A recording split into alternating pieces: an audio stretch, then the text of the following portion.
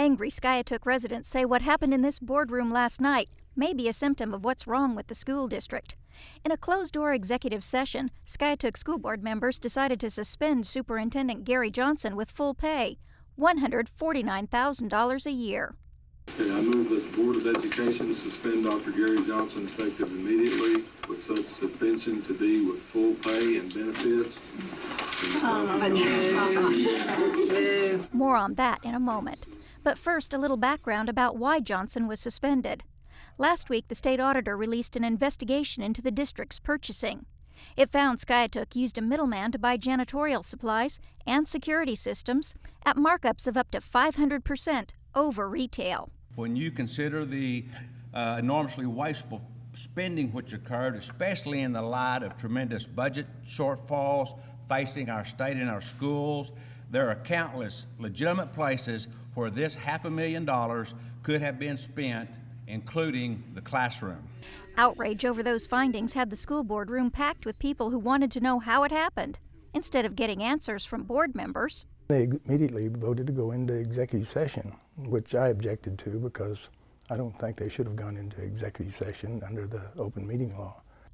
When they emerged 90 minutes later, they read this handwritten suspension order without taking any questions, then adjourned. That kind of upset most of the people who were here, including me. Waited for an hour and a half for them to be to get out of executive session. Town's in an uproar over this. Everybody's furious.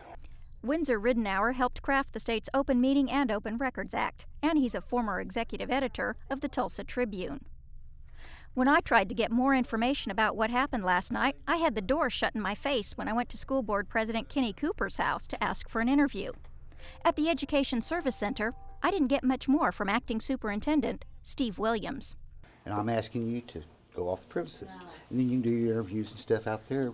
Would you come with us and do an interview? No, I'm busy. I'm tied up right now. So will you give us the meeting if you minutes will put from that last down night? with my secretary in writing, what you need, then I'll see what I can do to get it for you, okay?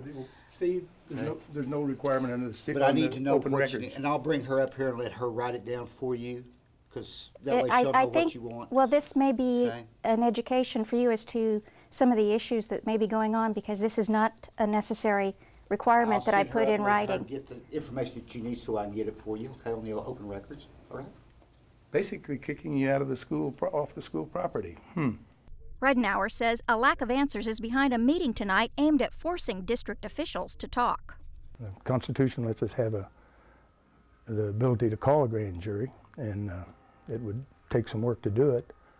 And I think that's probably that's what the meeting's going to be about, and there'll be a lot of discussion of the audit. In Skiatook, I'm Cathy Tatom, the Oklahoma News Report.